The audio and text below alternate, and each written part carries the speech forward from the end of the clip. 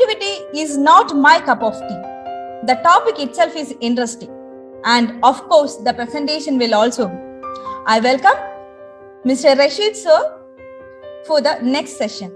Over to you, sir. Creativity is not my cup of tea. This is a general notion of teachers and also majority of the students. Am I correct or not?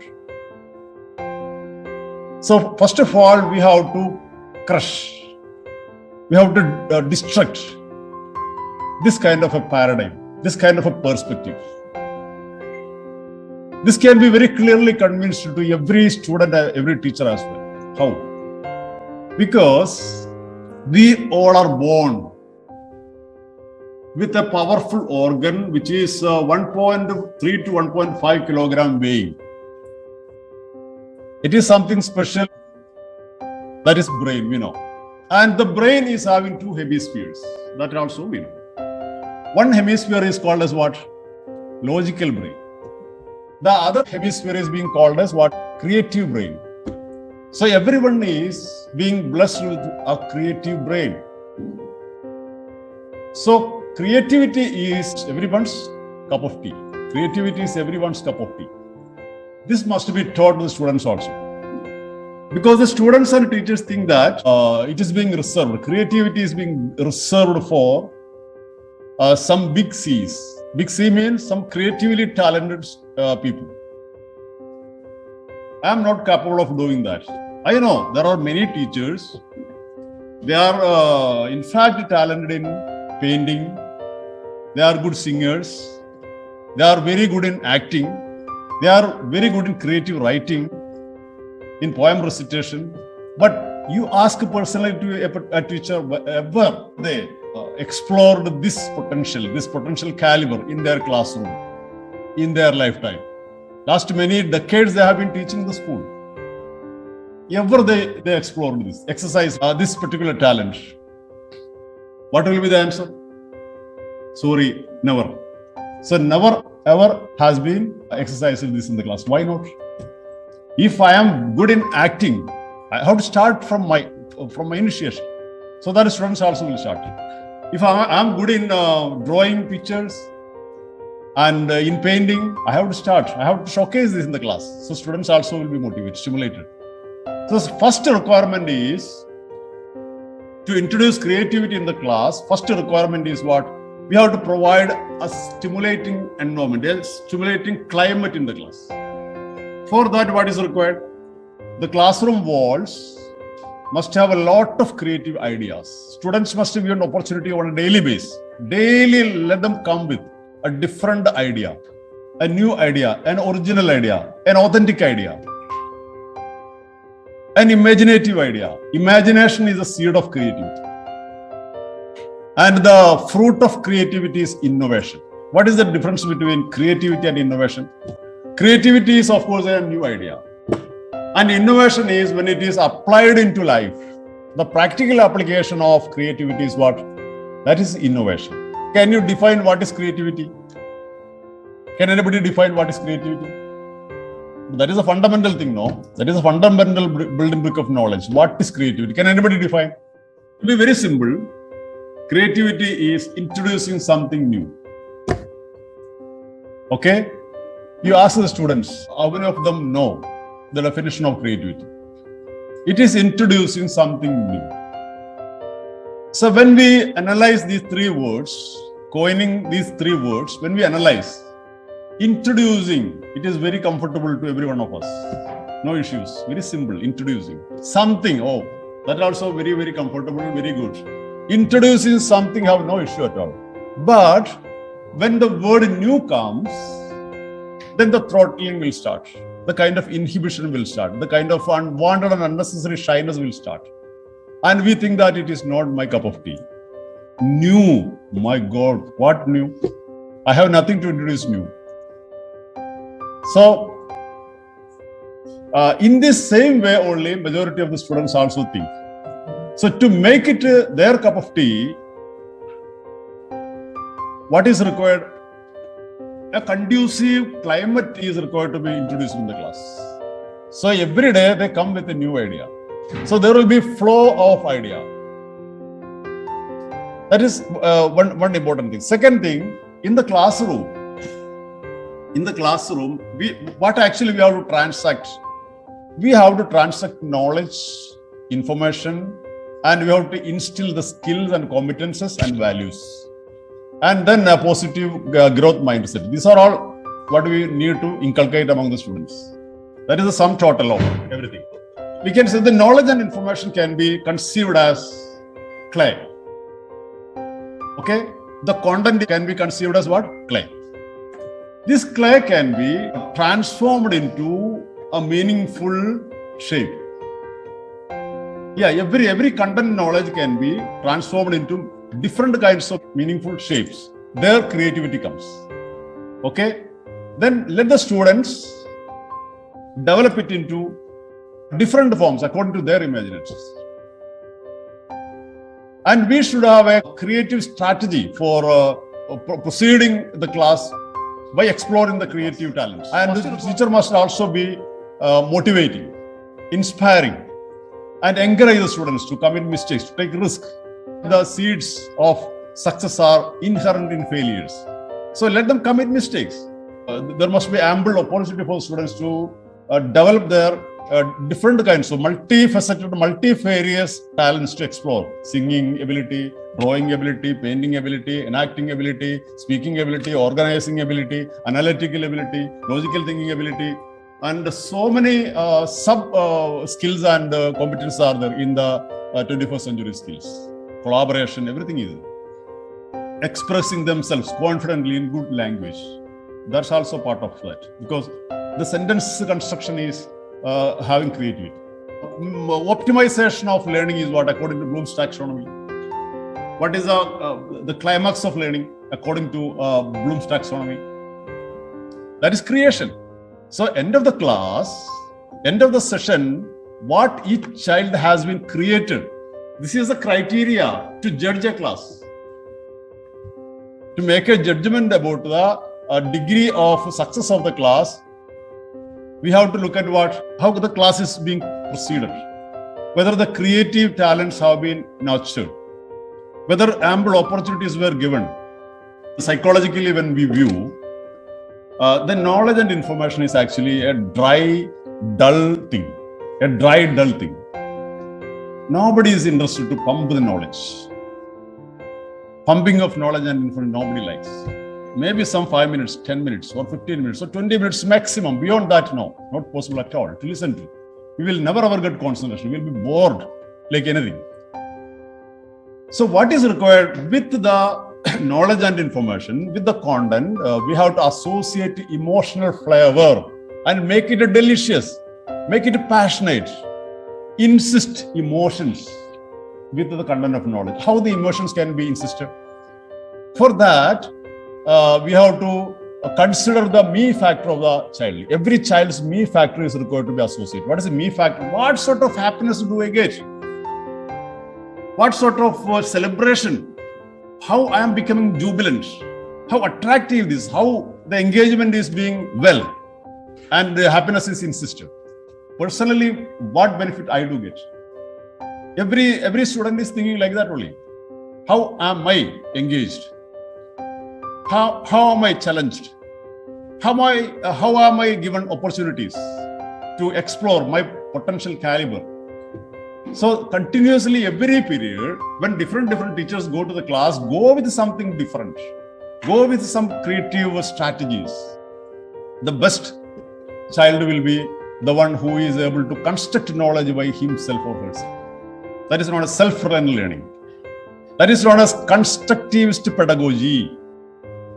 Because every knowledge and information is being available at the flick of a switch, anywhere and everywhere, anytime. What only required, the students should know the art of creating the knowledge, constituting the knowledge, organizing the knowledge, creating the knowledge. That is creation. That is self-reliancy. Then the student will become self-reliant learner. How do we learn daily? Daily we read a lot of books, because thousands of millions of books are available in PDF or Drive.com, free. So one day you read at least a few pages of one book, and next day you read another book.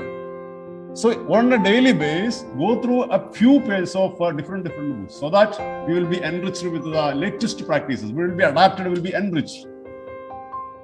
And we will be the teachers of 21st century, imbibing the aspects of 21st century schooling and pedagogical practices rather than following the passivity of the teacher-centered paradigm. I do like to refer a very authentic reference. It is being proposed by John Hattie.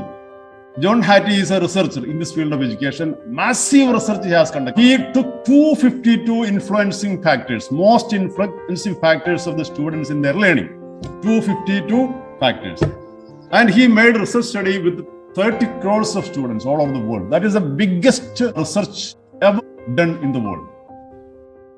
And he ranked all these 252 factors and gave the first rank, second rank, and third rank. These three ranks now I'm introducing to you. First one is nothing but collective teachers' efficacy.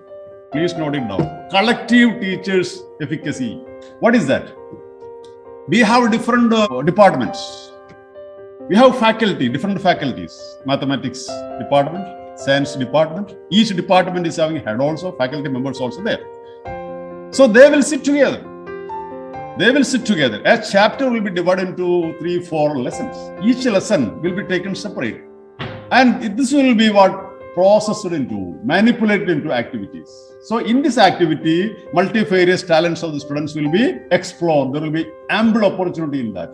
So this is collective teacher efficacy. It is not the responsibility of a single teacher. It won't work. Because what is creativity? Creativity is divergent thinking. It is developing new ideas, thinking out of box, as he mentioned. It is questioning the establishment. It is making a breakthrough with the regular and traditional practices. So every class, the teacher is going, because one time we have to invest our time, our effort, our resources, only one time investment to prepare a lesson plan according to that. This is what we introduce here to have the curriculum mapping. So that is the first requirement. And second most influencing fact identified by John Hattie is self-reported grading. Students self-reported grading. What is that? Students are grading by themselves. They know the parameters, they know the rubrics, they know the performance indicators. Because they are taught about that. They have a thorough knowledge because we are targeting them to be self-reliant learner. We are targeting them to be constructing knowledge by themselves. Constructivist pedagogy we are going to employ. So students, self-reported grading. Self-reported grading means they are grading by themselves. They know what is expected from a student. What is the standard they know. A second standard student, a fifth standard student. Standard is what? Expectation. A 10th standard student, there are some expectations out of him that the child knows well, thoroughly. And the child know how to assess it well. This is self-reported grading. And the third most influencing factor is what? That is teacher's estimation about the student's achievement. That is the most important thing. What is our expectation? What is the teacher's expectation about the student's achievement? It depends upon this. Everything is dependent upon this, no? What is my expectation? Do I expect the students to develop their multifaceted talents? Do I have that expectation? Then only I will provide opportunities to nurture that. So teacher's estimation about students' achievement is the third important factor. When all these three things are put together, definitely a new pathway will be opened, a roadmap will be opened to exercise, to explore, to use the creativity of the students. And creativity is definitely associated with the other skills as well. For example, creativity is associated with collaboration.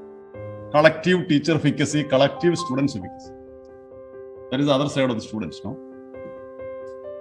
And communication. Without having communication, how the ideas can be shared. And critical thinking. What is critical thinking? Critical thinking and creativity are twin brothers, we can say. Because critical thinking is what? A content matter, a text matter is given to you. You will break it up into a number of components. That is analysis. So the critical thinking first requirement is what? A skill of comprehension. First we have to read and comprehend it, understand it. And then we'll break into its components. That is skill of analysis, analytical ability. Then what we will do? We will research on each factor. That is research, logical reasoning. Then what is coming? What is next? After logical reasoning, we will interpret it. Interpretation, skill of interpretation. See how many skills are associated. These all are the 21st century skills. Not only these 4 C's, but they have extensions. They have another associated skills.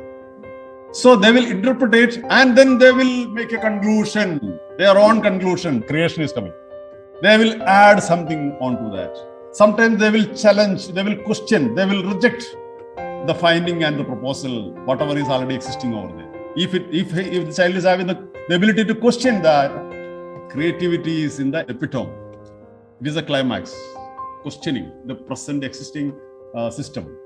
A new system is required to be established. Lots of problems are in the world. It may be in the form of traffic jam in the big cities. It may be in the form of global warming. It may be in the form of environmental pollution in other ways.